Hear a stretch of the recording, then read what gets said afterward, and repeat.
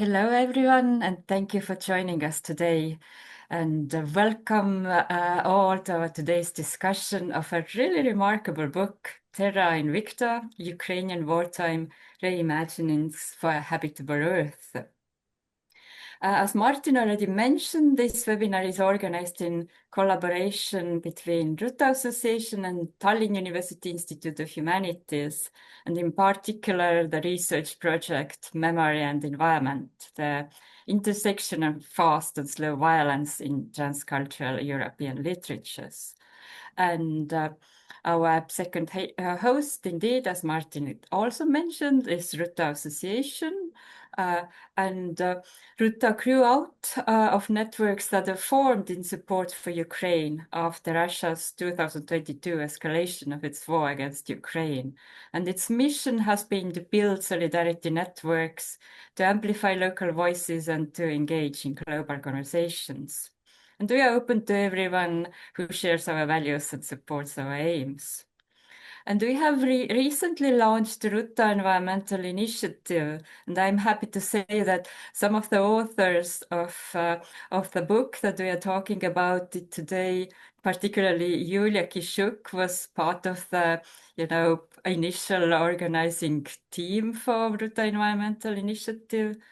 And our aim is to bring together scholars, artists, and activists across Ruta regions.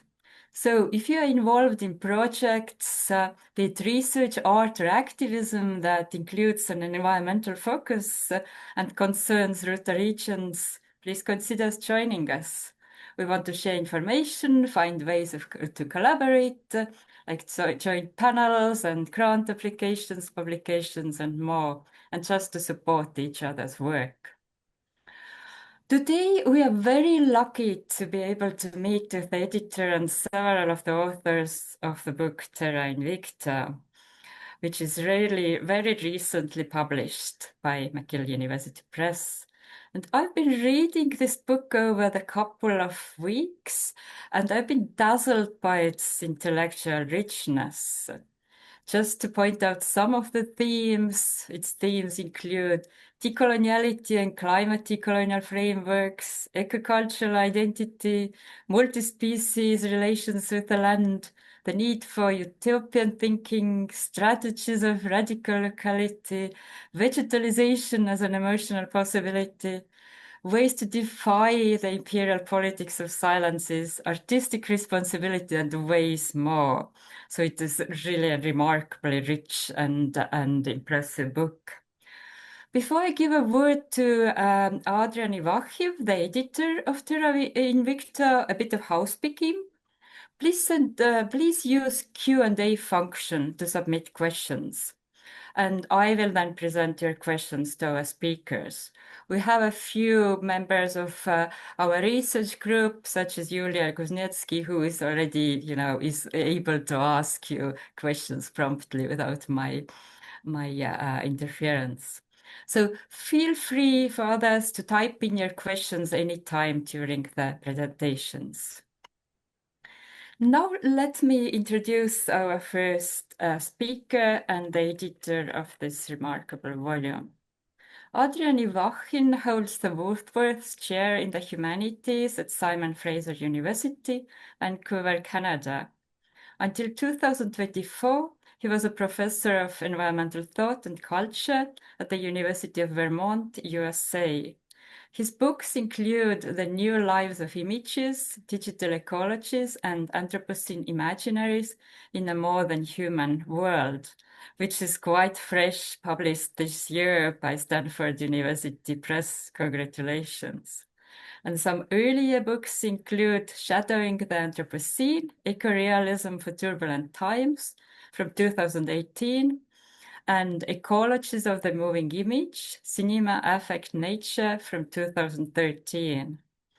Adrian Ivakhiv has published on the cultural politics of Chernobyl, Ukrainian Polish borderland identities, Ukrainian environmental ethics, and the Ukrainian native faith and neo-pagan movements.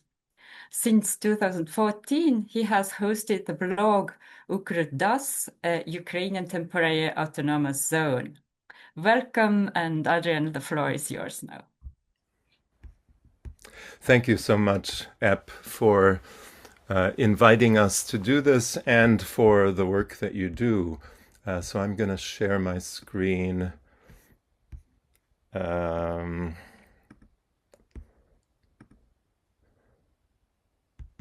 Hopefully you can see a full screen image of the book, and there's some information about where you can get it open access and how you can get a discount. I'll share this slide at the end as well, and you can take a screenshot if you'd like. Yeah.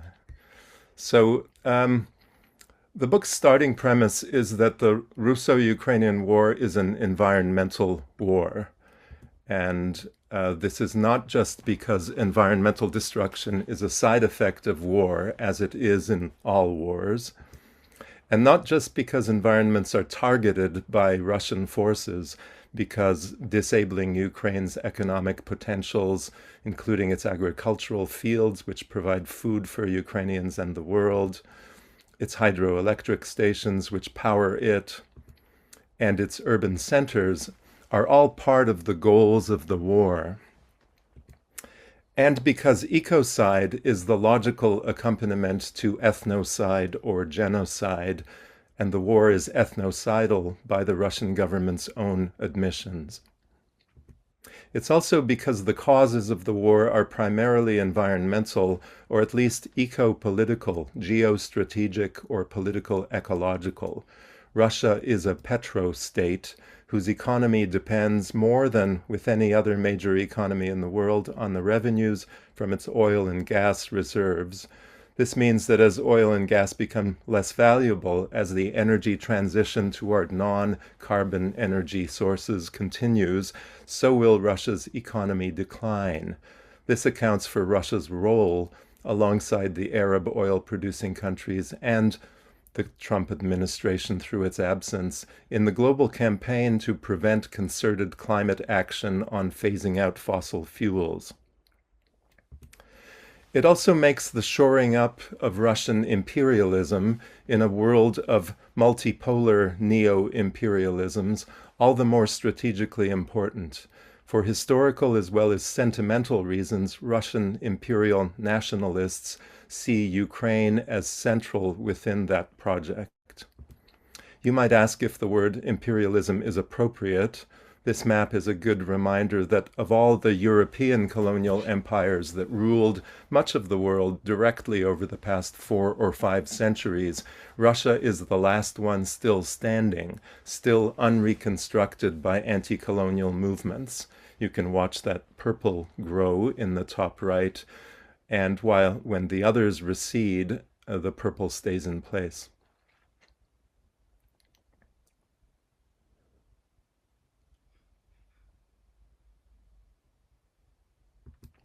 It's also an environmental war because Ukrainians' defense of their territory is rooted, more than it would be in many places, in an understanding that Ukrainians and the land they live on, their zemlia, make for a deeply valued partnership.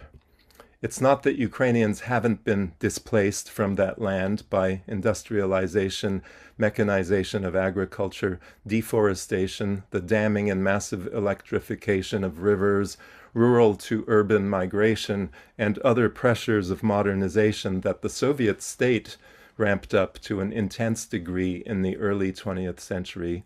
Previous histories of serfdom factor in as well to the legacy by which the Ukrainian land remains valued, celebrated in poetry, music, and popular culture in ways that retain a vibrancy when that land is under attack. That's a running theme in Terra Invicta. Here's a widely circulated meme, for instance, discussed in the chapter by Irina Kovalenko, where the highly fertile black soil, Ukraine's famous Chornozem, is analyzed into its layers, but not into geological eras, as it is on the left for American soil, but into layers of Russians who died trying to take over Ukraine, going all the way back to 1547. In this sense, the war is environmental in the same way that wars have always been environmental, fought so often between people defending land and the relationships they have with it, from those who would like to replace those relations with others that favor their own kind and that see that land as suitable for expansion or extraction or some other end. While this has gone on for millennia, there's an intensity and global reach to these expansionist wars in the last 500 years, an expansion over and against those people and places that are in the way. My theoretical gambit in the book's framing, what I call the climate decolonial framework, is precisely this, and I take it from the environmental humanities, political ecology, decolonial theory, and global cultural and media studies. This is that the current predicament facing humanity, the so-called Anthropocene predicament or crisis of emergent global climate change and its accompanying ecological challenges, resource conflicts, migration crises, and political destabilizations, is causally related and in key respects marks a culmination of the global spread of colonial and extractive capitalist systems of production, steered toward control and extraction of resources for economic profit and accumulation. While the causality behind global climate change is complex, with the advent of the age of coal and oil, the connections become all the more evident. The main effects of this spread have been the commodification or resourcification of the world, the transformation of land, soil, forest, grassland, water, etc., into productive resource, real estate, lumber, water power, agropower, etc., of people into productive labor, and of previously untapped elements, underground minerals, fossil fuels, genetic and biological resources, electromagnetic resources like radio waves, behavioral resources like online behavior, all into resources and commodities for commercial gain. Secondly, a dramatic growth in the production of goods without regard for their equitable distribution or for the life cycle integrity of how they function within the living systems from which they're made, with pollution, waste, and ecological disruption being largely unaccounted for. And thirdly, the competitive advancement to political, economic, and military superiority of those who control or benefit from this resourcification, with the formation of a broadening wealth gap. While these trends have provided great gains in human health, in living options, in transportation and communication across time and space, and an ever-increasing amount of goods produced and consumed, they have had their costs and so-called externalities, including a vast shadow side of what in the book I call ecocultural trauma borne by its victims. By ecocultural trauma, I mean the destabilization of relations between human cultural communities and the ecological environments with which they have been interdependent, which is experienced as a loss of existential groundedness in kinship networks and territorial filiations, that is, with the sense of home or homeland captured by the prefix eco. Successive waves of colonization and exploitation have produced cultural disruption, dispossession and dislocation, enslavement, forced assimilation, and sometimes outright genocide in indigenous and traditional land-based communities across much of the world. This remains the overwhelming experience of so-called climate disasters, or extreme weather events, and of climate change-related conflicts around the world today, and will be for decades to come. In this sense, the trauma experienced by Ukrainians is related to trauma experienced for generations by other people, and that much of the world can anticipate in coming decades, with this war being more of a harbinger of wars to come than a relic of the past. In this sense, wars and conflicts today bear what scientists call a climate signature in the same sense that hurricanes, tsunamis, wildfires, and other extreme weather events do. The third premise is that this creates an antagonism between those who suffer the costs, the global climate precariat, if you will, and those who continue to produce those costs and offload them onto others. How we communicate about this antagonism matters, which is where media and the arts come in. In the book's introduction, I go into some detail analyzing the different explanations both for the causes of the Russo-Ukrainian War and for Ukrainians' surprisingly strong resistance, looking at so-called realist as well as so-called culturalist explanations. And then I introduce the frame of the earthbound, a term I take from Bruno Latour, to describe the turn to the earth, to land, to zemlia, and to its defense as well as its reimagination. That's a central theme among so many of the chapters in the book. The main part of the book is divided into 4 sections. The first, obstaviny, or conditions, includes programmatic and analytical pieces by Asya Bazdyryeva, Kateryna Botanova, Oleksiy Ostrovska-Luta, Svitlana Biedaryeva, and Lesia Kulchynska on the Anthropocene, ecocide, coloniality, and decoloniality in contemporary Ukrainian art, and on the people, land, food, nexus, or triad, which was the focus of an exhibition that's a reference point for several pieces in the volume, the Heart of Earth exhibition held in late 22 and early 23 at the Mistecki Arsenal, or Art Arsenal, the largest art museum in the country. A number of the works in the exhibition, reproduced in the book, deal with this triad.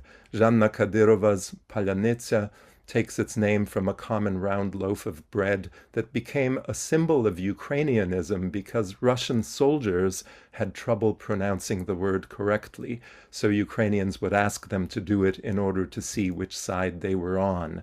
After the full-scale invasion began, the artist left Kyiv with her family for the Zakarpattia region, where fast-flowing rivers run fast and polish the stones, as she put it. Kateryna Lisovenko's Dinner in Ukraine gets at the very strangeness of sharing food in the midst of war, a war that strips Ukrainians to the bare essentials, where several people, and especially men, might be missing from the dinner table. Kateryna Alinek's Ukrainian garden digs into the earth to find that mix of root vegetables and skeletons that haunts the imagination of land for Ukrainians. The book's cover makes use of this image from a series by Nikita Kadan called Shadows on the Earth. Part 2 of the book includes 5 chapters and an interlude examining land as a trope in wartime popular culture and relationships with specific places, plants, herbs or trees, or activities like mushroom foraging that get at the multi-species intersections that connect people with Earth. The interlude by Sofia Holubyova begins the process of movement from a location to the world at large, which becomes the main thematic of Part 3, Movement, Mappings, and Passages, where we read about the movements elicited by the bombing of the Kakhovka hydroelectric station, the mapping of the Crimean Peninsula by Tatar indigenous artists with a focus on Jamala, and the work in mapping a collective soundscape of resistance by Ukrainian electronic musicians, and the reimagining of Chernobyl over the past 4 decades, especially the years since Russia began its attempt to retake Ukraine in 2014. Part 4 engages in a series of conjectures and speculative conversations about pasts, presents, and possible futures, featuring artists and art theorists, as well as an ecologist, Oleksiy Vasyliuk, who's here today, hopefully, with a concluding chapter in which I return to the question of decolonization, a running theme, but in this case the future decolonization of Russia, and to broader questions of democracy, capitalism, and the world at large. I end by returning to a quote from a video entitled "The World is Recording." And I'm just going to forward. It didn't jump to the place where I want it to go. Sorry.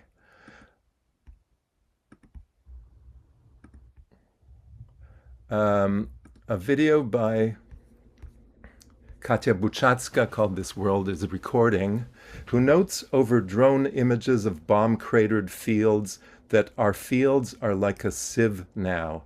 If a tree could be planted in each shell hole, she muses, the war's injuries could be healed and Ukrainian fields would become a living memorial. Memory acts as protection from repeating the past, but in 2022 this memory failed, and Buchatska says, we began to feel the pain of the entire space in which we live.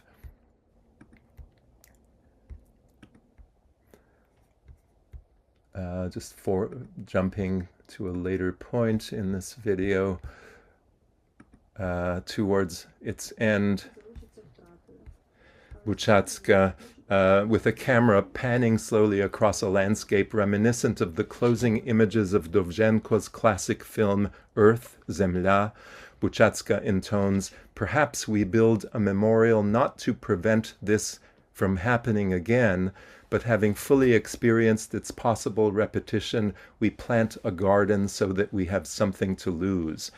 In this work by an artist contemplating war, history, memory, ecology, and the future, we see the outline of what the contributors to Terra Invicta push us toward contemplating, a world in which, in the face of history's repetitions and in the face of future uncertainty, we nevertheless persist in planting a garden so that we have something to lose.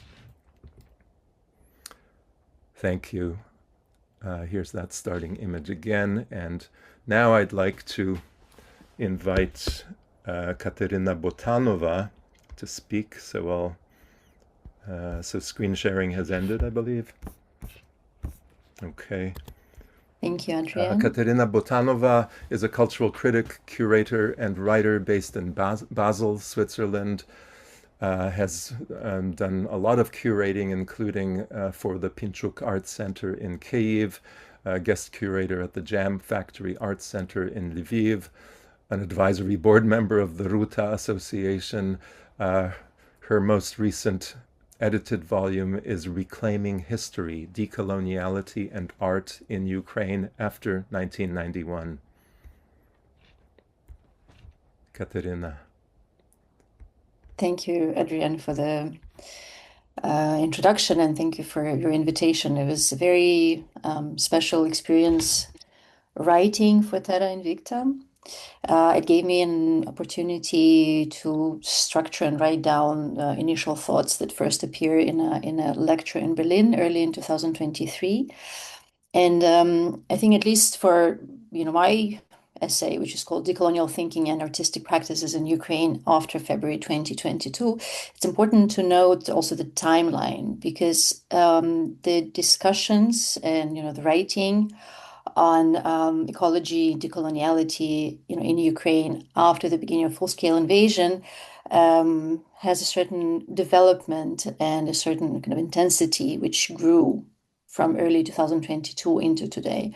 So when I was first preparing the lecture and then writing this essay for the volume through 2023 and early 2024, it was important for me to, in a way, map a few notions and through ideas in their relevance to Ukrainian case and to the war in Ukraine, to Russian invasion to Ukraine. And one point was to enter the debate on what Ukrainian historian Yaroslav Hrytsak called in the middle 2010s more than a colony. So how the notion of colony and colonialism is relevant to Ukrainian case, but then even more important, how the notion of decoloniality is relevant to Ukrainian case. And in this sense, through my research and through this essay, I try to, I would say, first de-link and then reconnect the notions of materiality, of power and resourcification, which is colonialism, to the power of knowledge production and knowledge, frame setting, and how it is connected to external and internal gaze on the societies and individuals. And that's the discourse of decoloniality. Since that moment, the discussion went on, and I'm very happy about it. I think it's a very important discussion, in Ukrainian context, but also in a European context in general, about how we deal with a different form of empire. And as Adrian just showed us, the empire, which is still there by and large. In the essay, it was also important for me to look at that through the notion, again, as Adrian mentioned, which is also present in many entries to the book, of the notion of zemlia, which in Ukrainian beautifully and also symbolically connects three rather different notions, if we speak, English as we speak today, which is land, earth, and soil.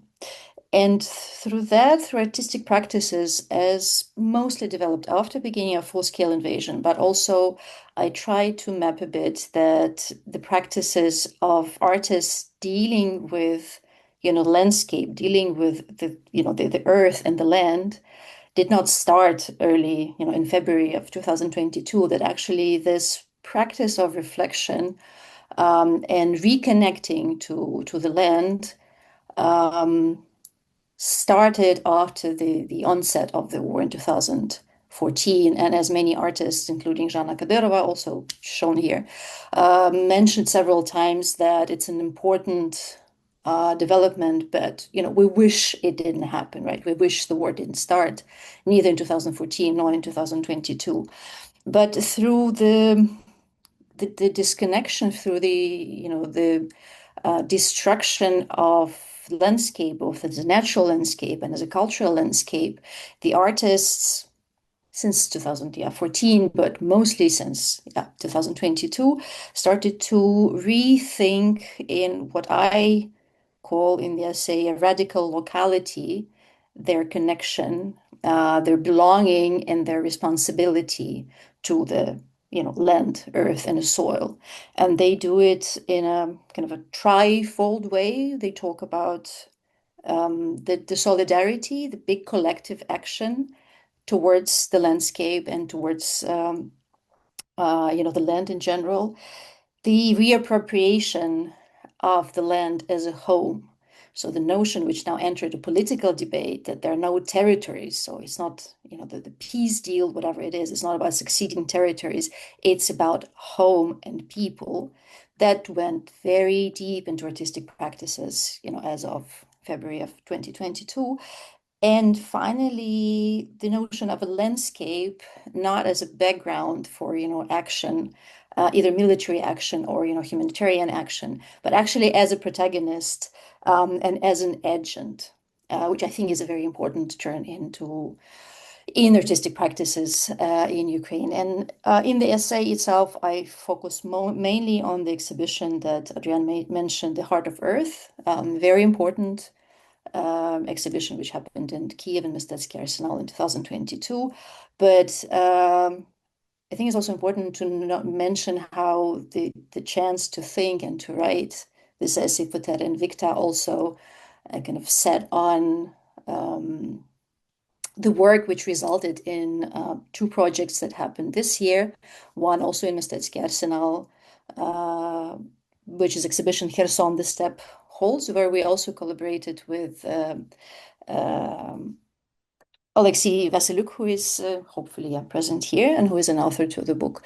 And also in the research and exhibition Pichu Concerto in Kiev, Archipelago of History, where we collaborated also with Daria Tsimbaluk, who is also one of the contributors of the book. So the book and the chance to think and to write for it also set off a certain sequence of important events and important projects for me. And I'm very grateful to Adrian and the wonderful people who are here today and also who contributed to this very special volume. Thank you.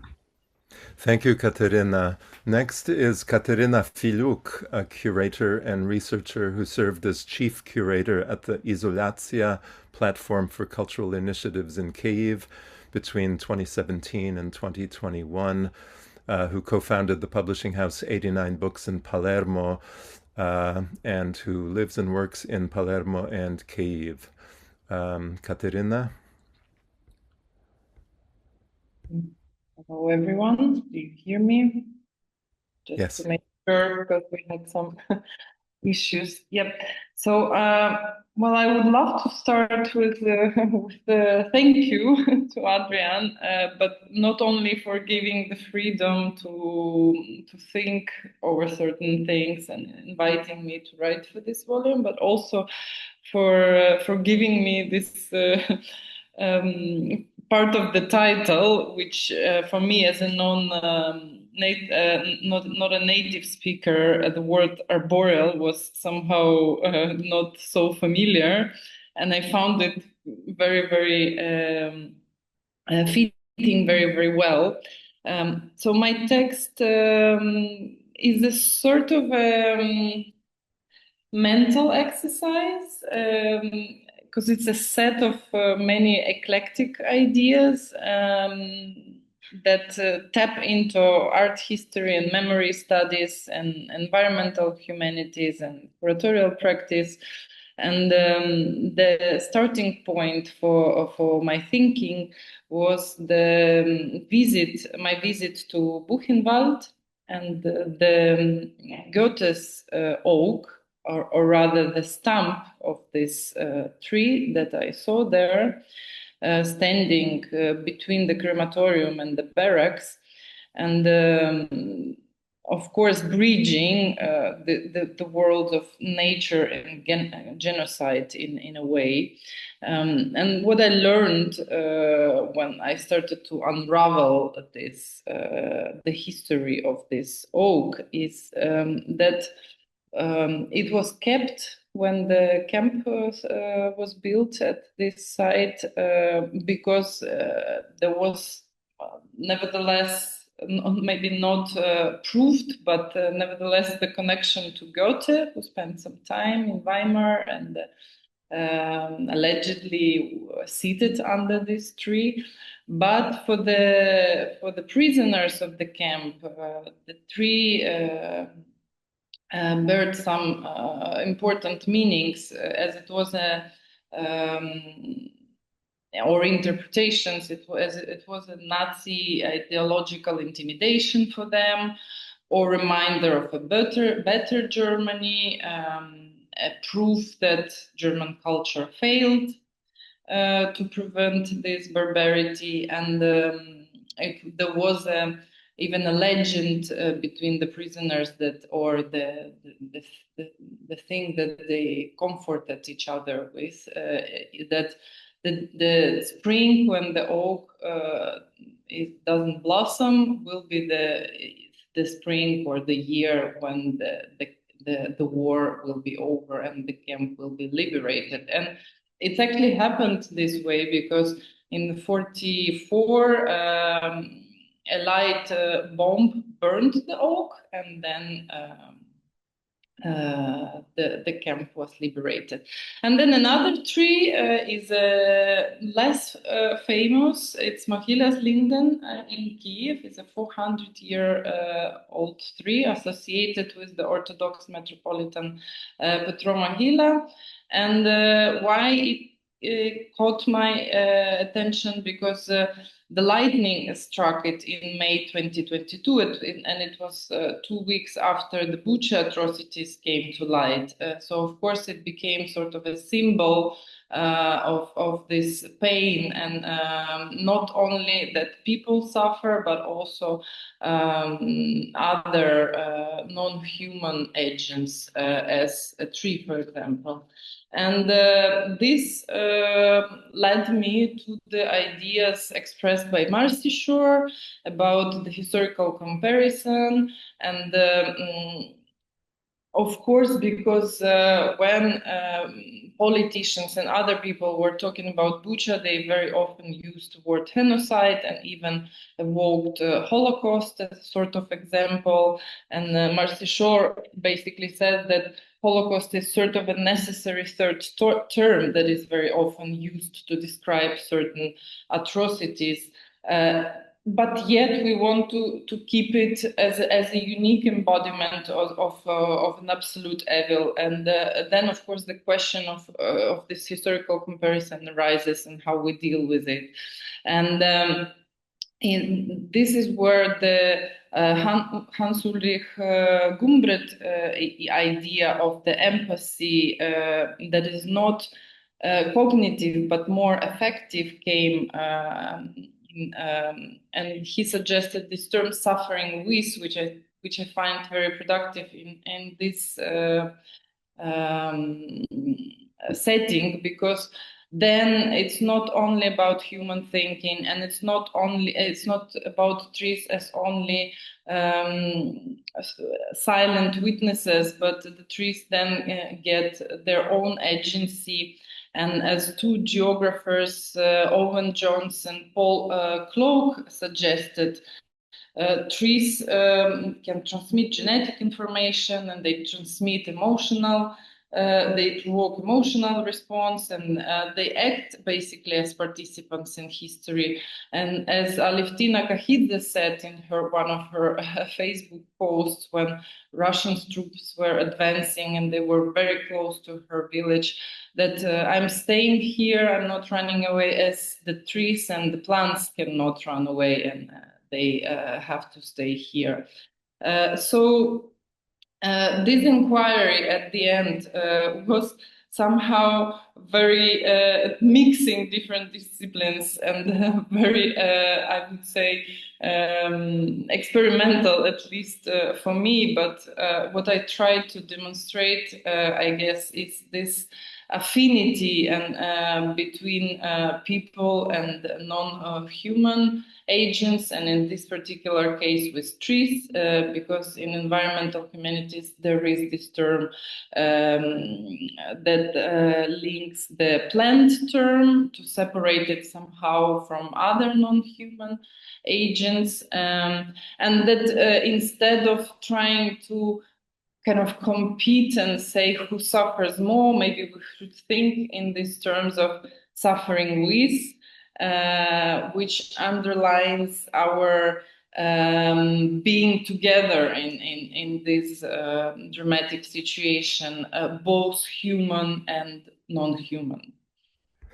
Thank you, Kateryna. Next is Lesia Kulchynska, a curator and visual studies researcher who's taught communication and cultural media studies at the National University of Kyiv Mohyla Academy, was a Fulbright Scholar at New York University and postdoctoral fellow at the Max Planck Institute, and who lives in Helsinki. Lesia, and sorry that I'm pushing us to keep moving forward, to stick to our time constraints. Hi, Adrian. Thank you for inviting me to contribute to this book and for the introduction. At the moment, I'm not in Helsinki. I'm already in Amsterdam, which is, where you're telling about my way of living since the war started. And so my text is called Impossible, Potential, Unavoidable, Invisible. And I must say that it's not so much based on the research, it's very personal text. It's more of like my self-reflection on my own relationships with the disaster. And it basically, the text moves through these 4 stages in these relationships, from perceiving disaster as something impossible to discover retrospectively that my own feeling that has been with me throughout all of my life when I lived in Ukraine, that this disaster, the space where I live is somehow filled with this ominous potentiality of some disaster, to even more unsettling feeling that this disaster was unavoidable, to the conclusion that even when it seemed to me impossible, it was already happening around me, but invisibly.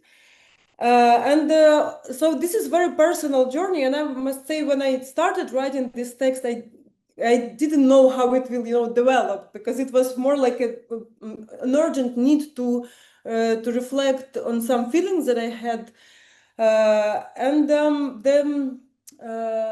the impulse to write this text was this very strange phenomenon that I encountered at the beginning of the war, when, I mean, before the beginning of the full-scale invasion and even during it, that even regardless that we had all the possible evidences that the war will start, we still didn't believe that it's going to happen, So we had all these pictures of the Russian tanks on the border. We had a lot of news, a lot of reports and everything, but still people didn't believe for some reason that it would really, even when the full-scale invasion has already started. Many people, for some reason, believe that it will be somewhere else. It will happen to some other people. And in my text, I recall an encounter with a taxi driver from Ismail, because when the war started, we left from Kyiv to Ismail. And when we came there, so the Kyiv was already shelled. This taxi driver who brought us to the border, me and my family, he was so surprised that we are going to leave the country. And he asked why, and we said, because, the Kyiv is being bombed, the war has started, the full-scale invasion has started. And he said, well, that's your fault. That's you people in Kyiv did something wrong with it. It will never happen to us in Ismail. We are peaceful people here. And this phenomenon, it was something that I faced in my own experience, but it was something that I feel is very universal in a way, because at the moment we all live in the culture which is sort of filled with this premonition of, some potential disaster, with a culture which is filled with all kinds of narratives and images and discussions about the climate change or political crisis. So we kind of talk and think and imagine and fantasizing a lot about this potentiality of some global disaster. But at the same time, there is this embedded sort of belief that it always happen, this disaster will happen somewhere else, to some other people in some other place. And because I'm a curator and visual culture researcher, I started thinking about this, of course, through the relationships with images. And I've been rereading this Susan Sontag famous essay on the pain, how it's called, looking at the pain of others, right? Which is all about, projecting this pain to others. And one of the crucial ideas of Susan Sontag's text is that we want to believe that this pain will, stay with the others. It will not touch us.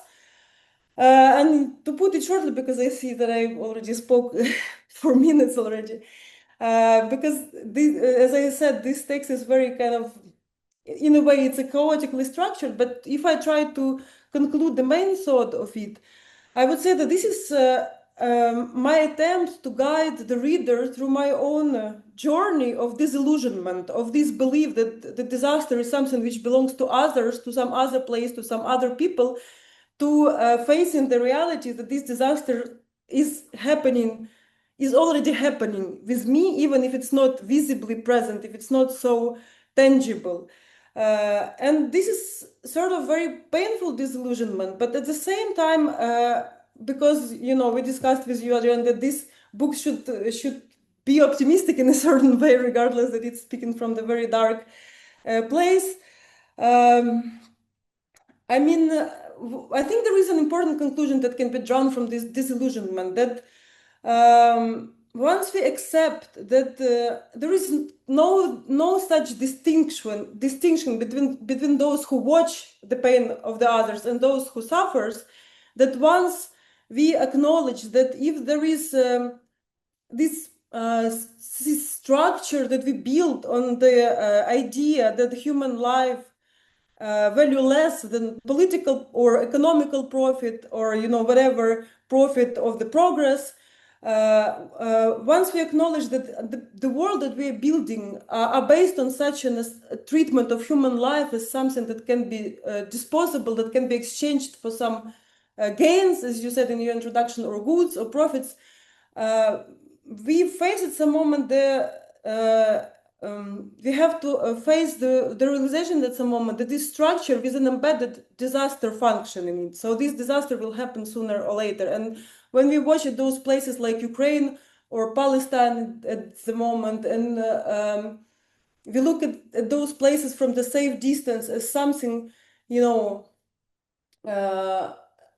where this disaster, we want to believe that this disaster is predetermined or,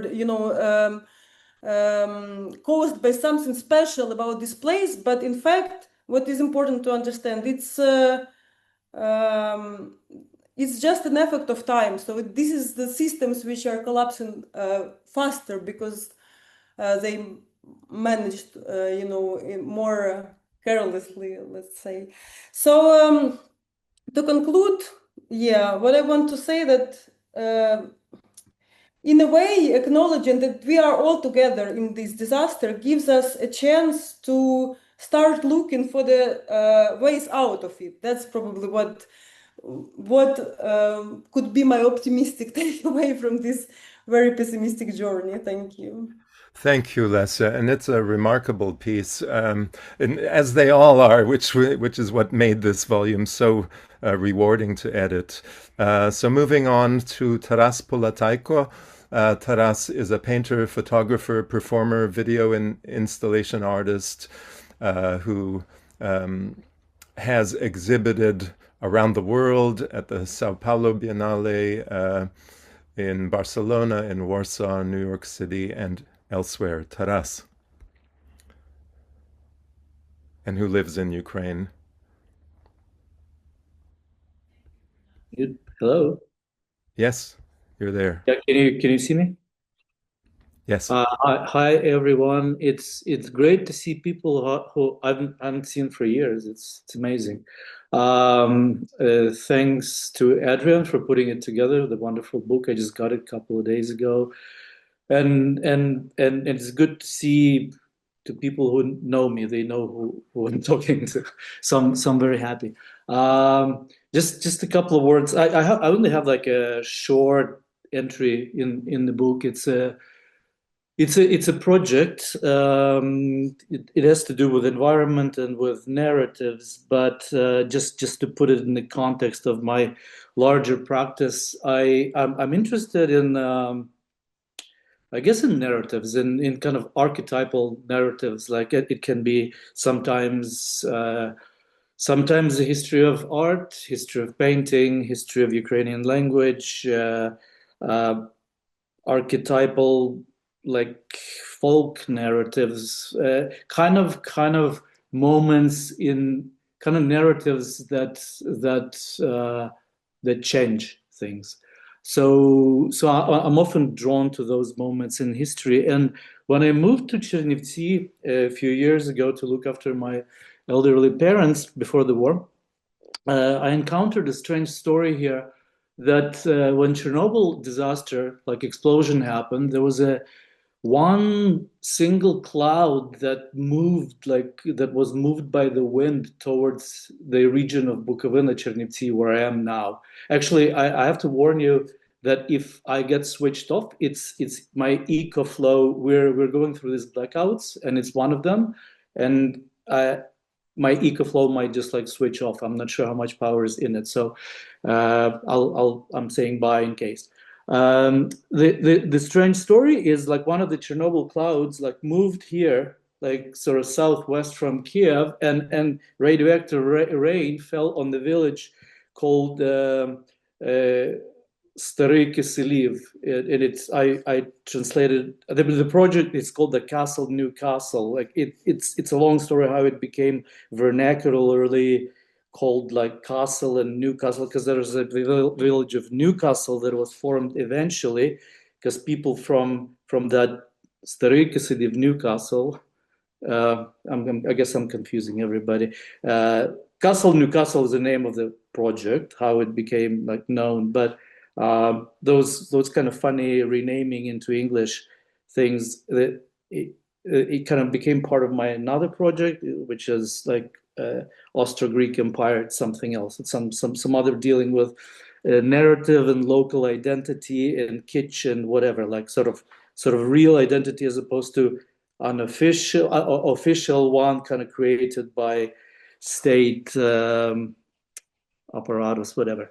But it's something else. So let's call it castle. Stary Kiselev became castle. So the rain fell, radioactivity, and people got moved, relocated to another village closer to Chernivtsi, which became known as New Kiselev. There wasn't a village before, so it's like a new formation.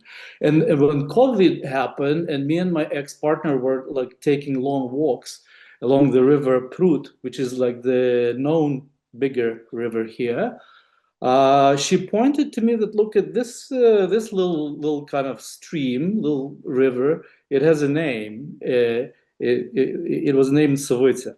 And it's another kind of interest of mine is kind of those like smaller marginal things, sort of spaces that are kind of non-spaces in everything, in culture, in geography, that don't get attention. They exist, but nobody sees them. We walk past them and never pay attention. Yet, anyway, that little stream got my interest, and I started Googling maps, and it turned out that mysteriously it did connect. It on the map it connected Stary Kiselev, Newcastle, to Novy Kiselev, Newcastle. So those two villages.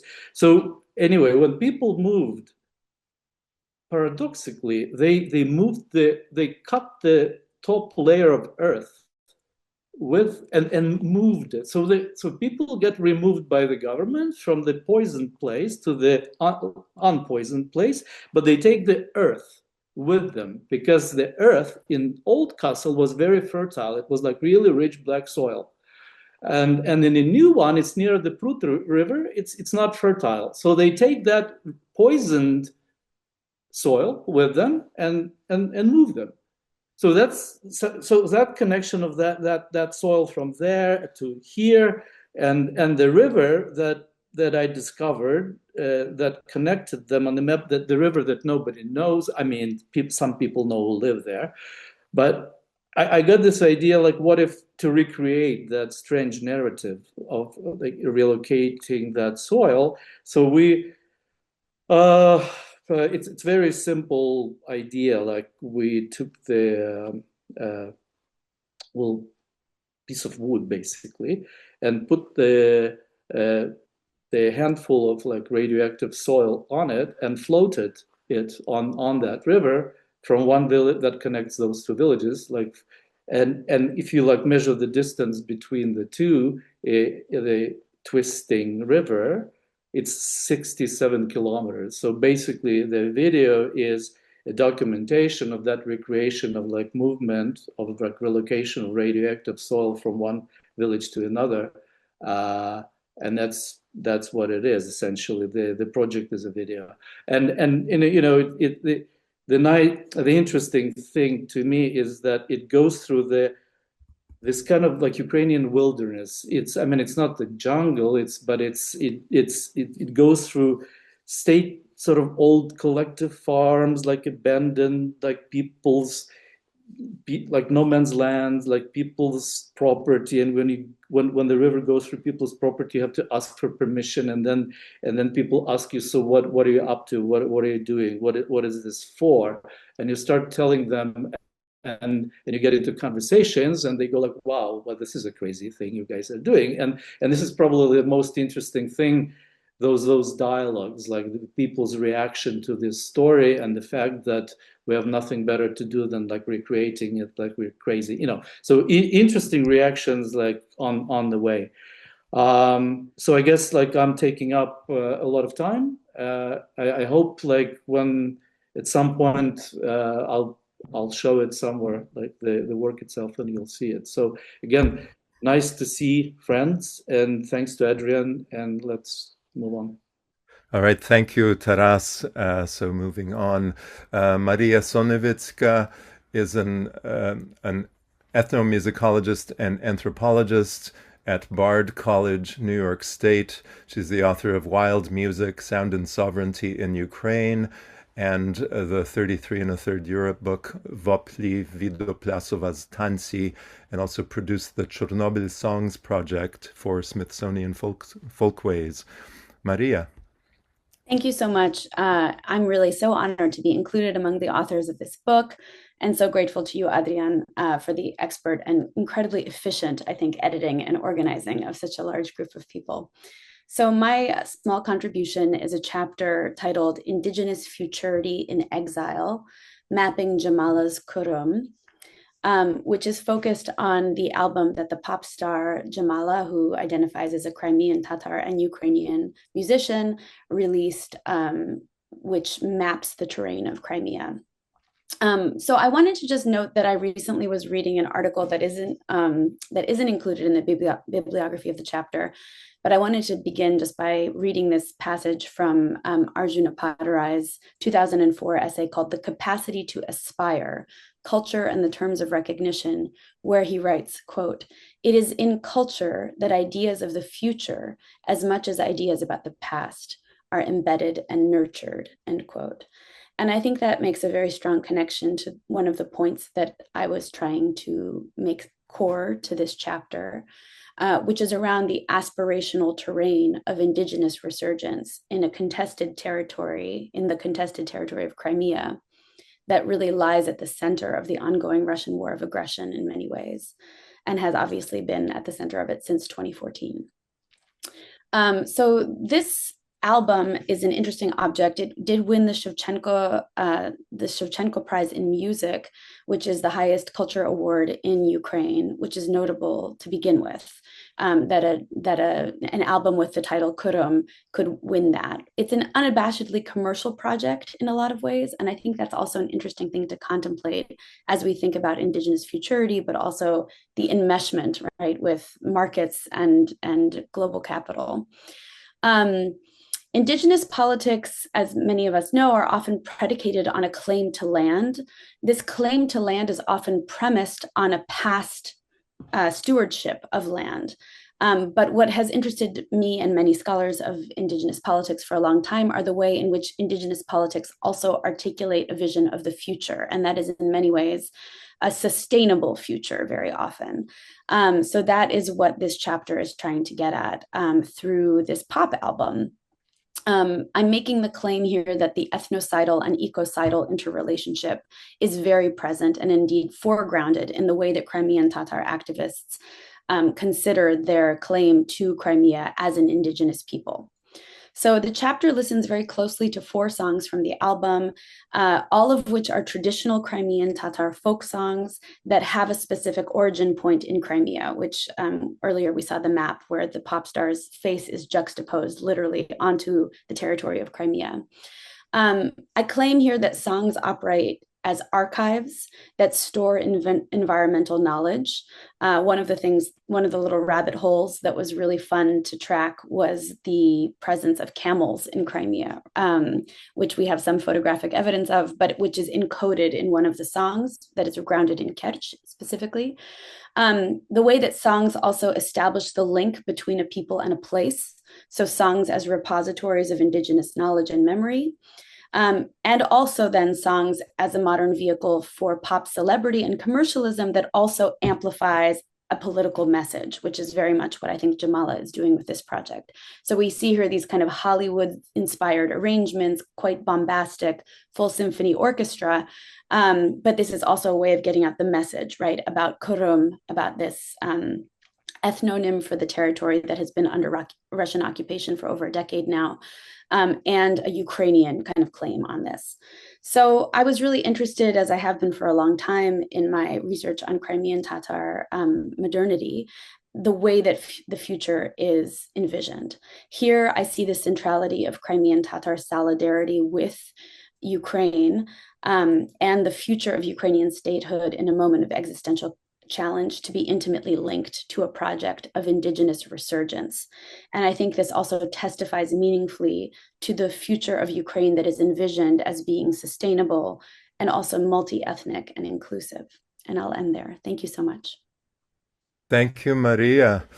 Next on the list is Oleksiy Vasyliuk, but I don't see him here, and I am guessing that he's having trouble connecting. Oleksiy is in Ukraine. I know he spent some time in the more southern parts of the country.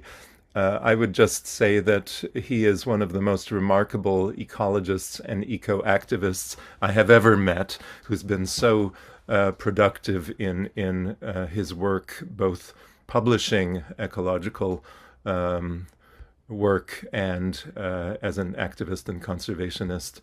So I'm sorry that he's not present. Oleksiy, if you are able to log in, we'll add you later. So moving forward to Olya Zikrata. Olya is an artist and researcher currently based in Montreal and in Vancouver as a postdoc at Simon Fraser University, who writes on sound and sound studies and post-Soviet activisms. Olya, the floor is yours. Yes, hi everyone. I'm gonna show myself and I'm gonna turn off the video because my connection is very unstable. So here I am, but I'm gonna turn it off. Thank you so much, Adrian, for the invite. It's always, a great pleasure working with you. And thank you so much, the Root Association, for including me in this great company of scholars, colleagues.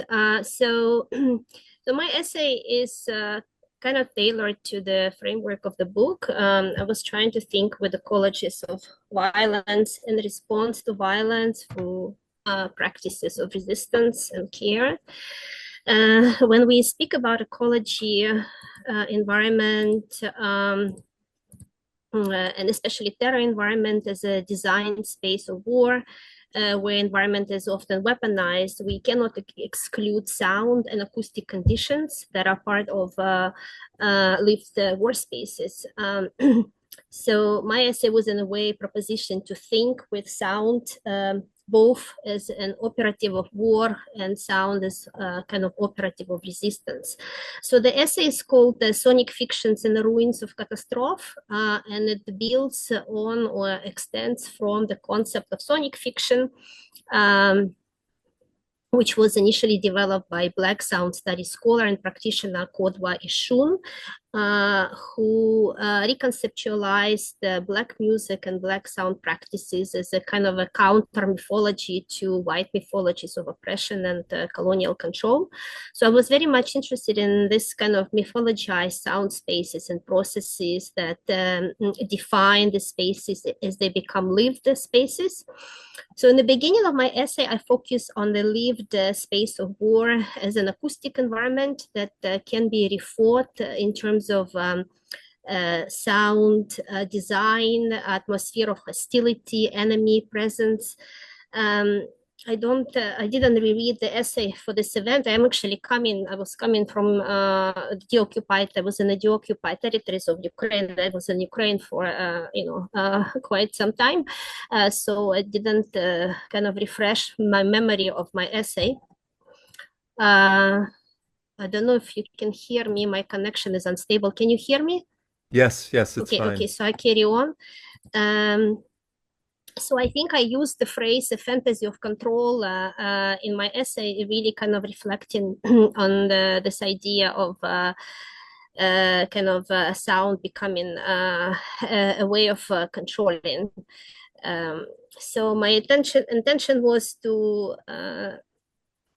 redefine the space of war away from the visual, from what can be seen, to kind of the visual scape of violence, or like the spectacle of war that often becomes kind of a framework. So we see war, like we talk about war in terms of maps, right? Front lines, territories that again mapped visually. So I wanted to think with the acoustic territory, with the sonic geography of war, with the atmosphere of hostility that is created sonically. So I kind of wanted to draw the reader into the idea of sonic fiction, of enemy presence, of kind of enemy appearance that is not visible.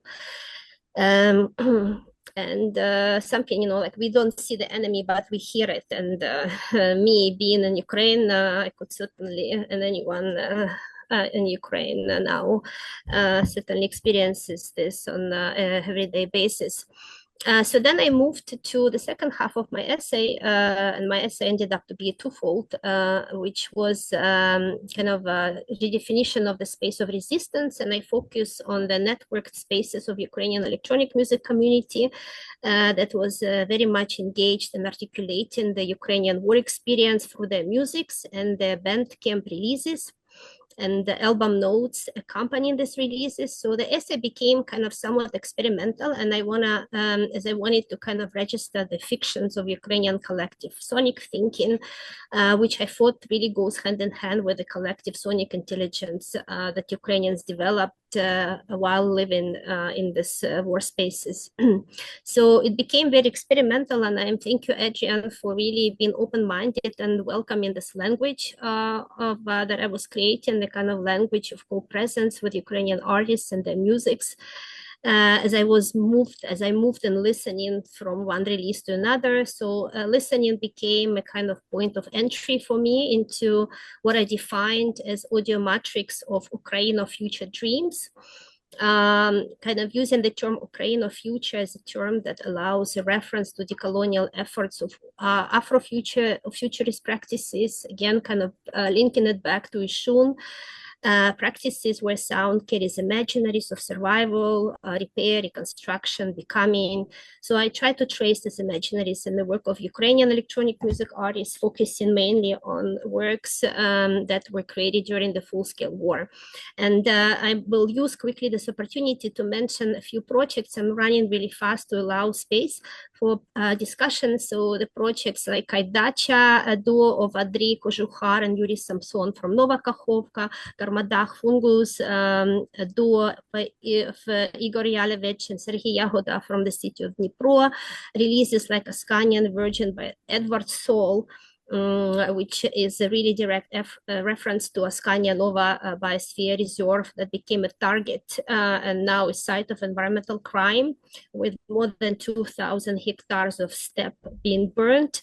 Projects of Andrei Degtyaryov, especially his project Habitable, Reconstruction, projects of Maxim Merkurov or Weller, and finally the very important projects of Kateryna Zavaloka, whose larger activist project in collaboration with Dmitro Fedorenko, a label I Shall Sing Until My Land is Free, is worth a special mention, and I encourage everyone to check it out. It's a fundraising label that supports Ukrainian defense, humanitarian efforts, and I'd like to quickly share the screen. Can you still hear me? We can hear you, but we can't see the screen share. Hold on a second. I'd like to do it quickly because I'd really love people to actually, I cannot, I think my internet doesn't allow me. So I can leave it at that, but please check it out. I shall sing until my land is free. Thank you so much. Thank you, Olya. So we are running behind schedule. The Q&A should have started already, but I see that Yuri Yefanov has joined us, and I want to give him the opportunity to for a moment or two, to bring us up to date with his work, and then we will begin the Q&A immediately after that. Yuri, if you'd like to say a few words. Hello. Adrian, first of all, I would like to thank you for being included in the book. I really enjoyed it. I already received it. I'm also reading, and I'm basically in the section of like artistic text, and I was writing about like my works that I was doing, basically starting at the beginning of full-scale invasion. And I'm more focused on the idea of like how anti-imperial resistance is connected actually with ecological policy, and I kind of trying to emphasize like the idea that it is actually kind of like empirically tangible. That basically, like originating from Crimea, I kind of already felt the perspective on me as being a resource, and I understood that okay, there is a perspective on the wood, on the lake, on the water, on the ground, on the fossils as a resource, but this perspective actually like applies to me, the humans, and my family and friends and everyone else. And I thought, okay, this is an interconnection as the first like interconnection that I found, and then of course the things that are bringing the death, the artillery shells that are bringing, for instance, death to the bacteria in the soil that are reducing them from billions to thousands. They are causing the death for the humans, and basically this kind of tragedy, in a tragical way, it brings us together with non-humans. And that's actually like how I started to think about like creating of my film that I'm describing in this book. So yeah, thank you. Thank you, Yuri. Hopefully those joining us have gotten a sense of the breadth of approaches that we take to the subject matter in this book, maybe the richness of it. There are many authors and artists represented in the book who aren't here today with us. So I'll pass it on back to Epp Annus to facilitate the Q&A and discussion. Yes, thank you, Adrian, and thank you, everyone. And just a reminder to all our people in the audience that you can use Q&A function to submit your questions. And let's start with the ones we have already here available for us. The first one is from Yulia Kishuk, and this is to Maria Sonevytsky. Yulia says, "Thank you for this amazing presentation. I have a question to Maria Sonevytsky. So interesting to hear about the ideas on the indigenous futurity in relation to the Crimean Tatar context. My apologies for not reading your essay yet, but I'm wondering if you engage and reflect on Crimean Tatar indigenous sensibilities to the land, and how or if it relates to the indigenous sensibilities of the other indigenous groups." Thank you for this question. So the chapter is really trying to think about Crimean Tatar indigenous sensibilities to the land as they're negotiated through traditional music. One of the things that the chapter also includes, and I think this is speaking more directly to Yulia's question, is the way in which Crimean Tatar identity as indigenous itself is a kind of historically contingent phenomenon, as are most indigenous identities, right? So one of the most compelling frameworks I've encountered about this is the idea that the Crimean Tatar population counterframed against Stalinist nationalities policies in which they were classified as a minority or as a national minority, that they counterframed in the 1990s as indigenous people, in part to link into the transnational or indeed the global movement for indigenous people's rights. And they did this very forcefully by joining in those conversations as they were happening at the United Nations. And in other international fora. So I think there's a really fascinating dynamic. The chapter is short, so it doesn't go into great detail about this, but a really fascinating way in which the kind of like hyper-specific and territorialized identity of indigeneity is on the one hand very particular, it's very grounded in Crimea, and on the other hand is looking outwards and trying to build solidarities with other indigenous groups around the world, which then in turn also informs the way in which kind of ecological knowledge as related to indigenous identity is understood by Crimean Tatar activists. I hope that was a clear answer, but it's a kind of fascinating, I would say, economy of circulating ideas that are, on the one hand, very local, and on the other hand, really reaching towards the global. Thank you so much. And let me use an occasion and ask a question myself. And this is inspired by Adrian's introduction, and then also Lesia Kulchynska's essay. And in a way, I feel that Kateryna Filyuk's essay maybe a little bit like is in response of these two. So let me try to formulate. just what I see here is something like maybe two dynamics that emerge in this book. One is definitely this basically a diagnosis of our society, our global world these days, which is very pessimistic, right? As Adrian is putting it, is that I quote: "The climate decolonial framework asserts that the Anthropocene crisis marks a culmination of the spread of colonial and extractive capitalist systems of production." And then if we add here Lesia Kulchynska, she writes, again, I quote, we get used to this bitter awareness. This is how things work. This is the status quo of the modern world, where human rights are not as universal as we had imagined, where the right to kill is granted and protected by the possession of weapons, wealth, and some friendly ties around the globe. So this is very, very pessimistic, right? And then maybe from the other side, we have Kateryna Filyuk's proposal to turn towards or address this possibility of suffering with as an affective maybe response. And then I'm also thinking of Adrian's ending in the introduction and turning towards this idea that we still plant our gardens so that we have something to lose, which is kind of a striking formulation, right? And I would like you to ask to articulate maybe this tension between these two positions or two visions. One is absolutely dark, right? There's really, I don't really even see anything positive in there. And then another one is the call for, suffering with. How positive is that anyways? Or planting the garden so that we have something to lose. So if you could, elaborate a little bit more on this. Thank you. So should I start with this and then Lesia?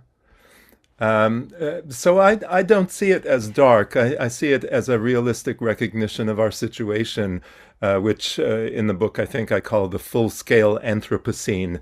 It's just recognizing where we've gotten to as a civilization in these conditions that are absolutely unsustainable. For some, they're fine, and for others, they've been unsustainable for generations already. For more and more of us, they will become unsustainable. We're in this position of precarity as things get worse, which they will. It's too late to turn back the climate clock, in a sense. We can still slow it down. We're not sure exactly how things will unfold over the coming decades.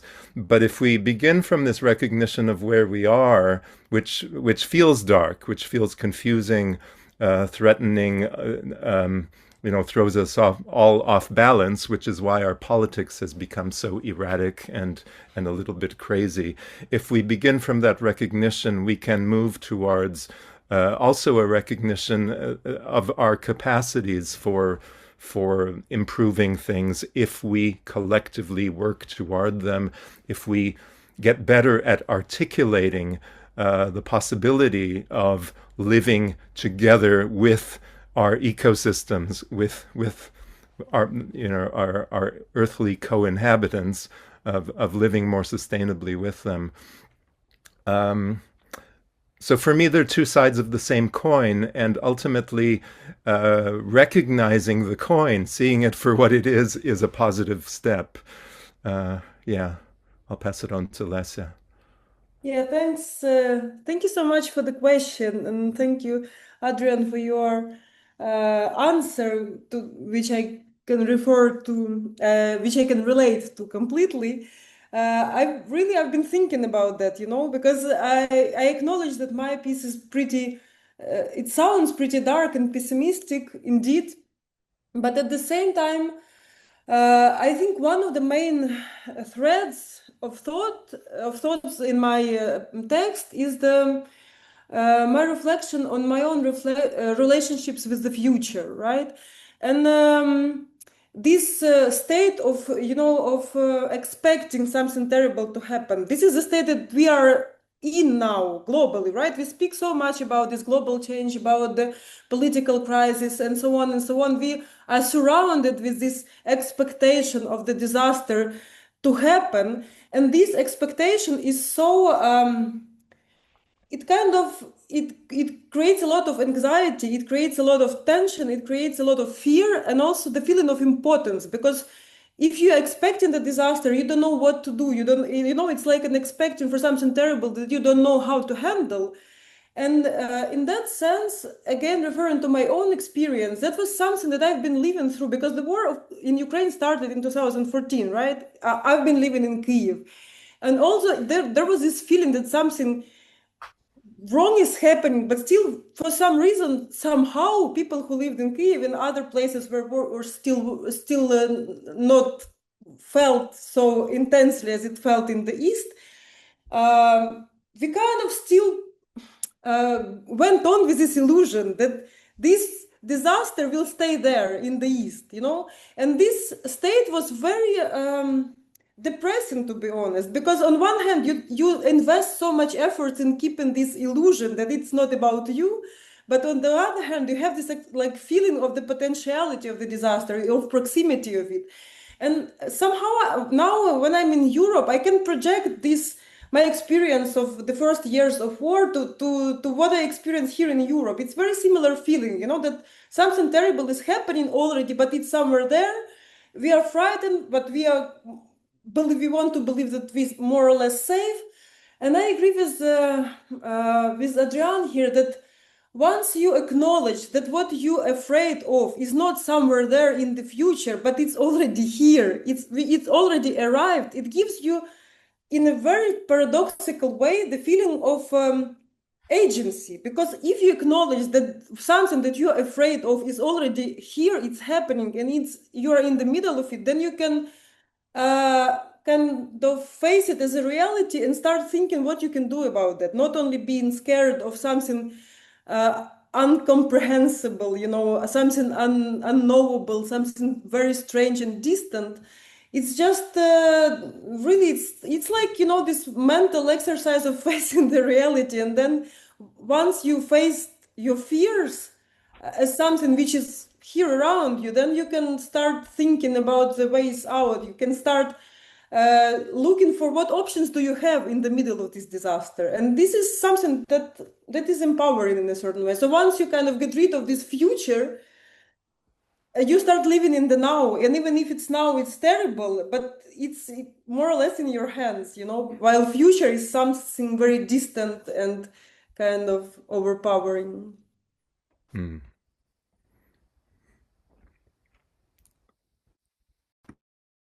Yes, and would Olya also like to, or anyone else like to address this, or not really right now? Or Kateryna? Well, I think I shouldn't steal more time, because I see that there are other questions and we have a little time left. Okay, so we actually have Yulia Goznetsky also ready to ask a question from our Tallinn University Research Group. Yes, I would also not like to steal too much time, because I can see that there are some more questions in the Q&A, but I would like to use this opportunity to thank the authors for the amazing book that is very timely and that is very rich.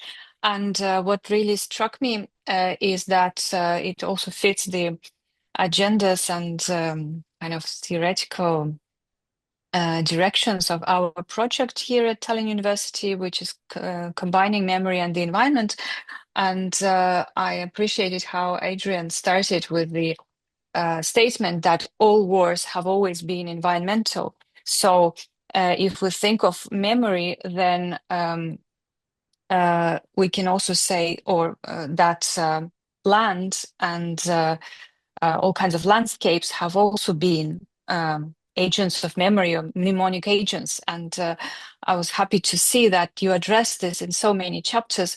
I didn't hear the word archive except in in Maria's approach about folk songs being archives, but somehow implicitly it is clear that the way you approach trees and land, with all the stratification of land as different scales of, the current catastrophe happening, but also it bears witness to all the historical layers that have been so wounding to this land across centuries. So if you would like to elaborate on this, or if we want to save time, then we can leave it as just a comment on how land becomes an archive that is also living and it is there. Yeah, I think that's definitely a theme that runs through the book. But I think thanks for the observation. Maybe we could move on to the remaining questions. Yes, so we have a question from Kateryna Darabukina to Yuri Yefanov. I'm curious, are you talking about your movie episodes? We will definitely talk about this after the last year alert stops, or regarding your other work.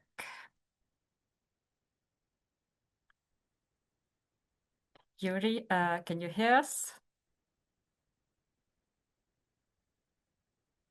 Yes, yes. Yes, I'm referring to this particular work. All right, thank you. And then we have a question from Aiki Hero. My question is inspired by Kateryna Filyuk's contribution about Goethe's oak and Mohila's linden. According to Pierre Nora, a lieu de mémoire, or memory site, is a physical place or object which acts as container for memory. They are thus a form of memorialization related to collective memory, stating that certain places, objects, or events can have special significance related to groups' remembrance. If a lieu de mémoire is typically a constructed or symbolically charged site, can a living tree become such a site through ecological trauma, such as bombing or shelling or occupation? Does it shift the boundaries between cultural memory and environmental memory?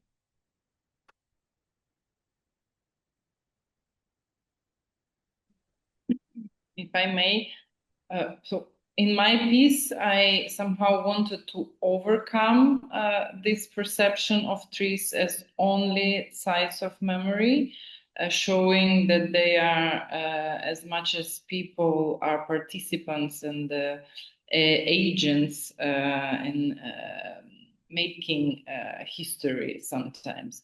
But to answer the question that is at the end, can a living tree become a memory site? I think a good example we can find in what's going on in Ukraine now in memorization of Moshun, which is a small village near Kiev, and there is a area with a lot of pine trees where Ukrainian troops basically stopped Russian troops advancing towards Kiev, of course, with a lot of people who died there. And there is first a vernacular commemorization there going on. And it's very interesting that the relatives of fallen military there, they identify their beloved people with the trees in these woods. So basically, it's already happening on a vernacular level, but to somehow give it a shape, give a shape to this commemorization.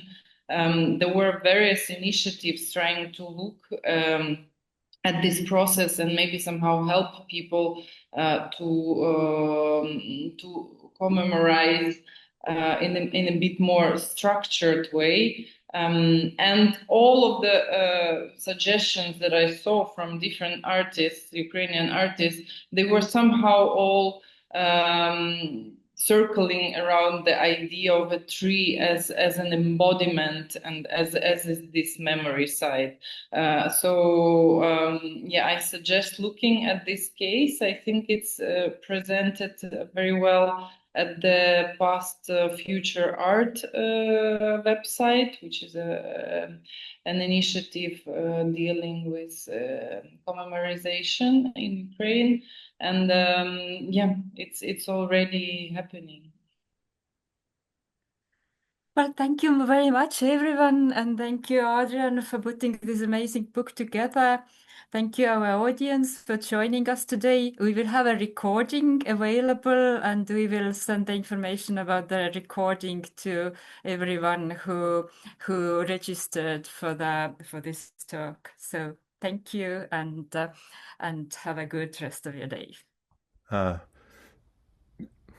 If people are still on, if I could just say a few thank yous to those who supported the book. The Fulbright Foundation sponsored my work in Berlin instead of Kyiv and Lviv, which got the book started. The Shevchenko Scientific Society in the US supported it, and the Olga M. Chupka Memorial Fund made it possible for the book to go open access. So it's a little difficult to find, and I wanted to make sure that people are aware. It's at the Queen's University Repository for Open Access Publications. Thanks again, Epp, as well. Sorry for for jumping in at the end. And let me add also, if you go to Google Scholar and type in Terra Invicta, you actually get the link to the free PDF. So that's one easy way to get a hold of it. Okay, thank you, everyone, and have a good day.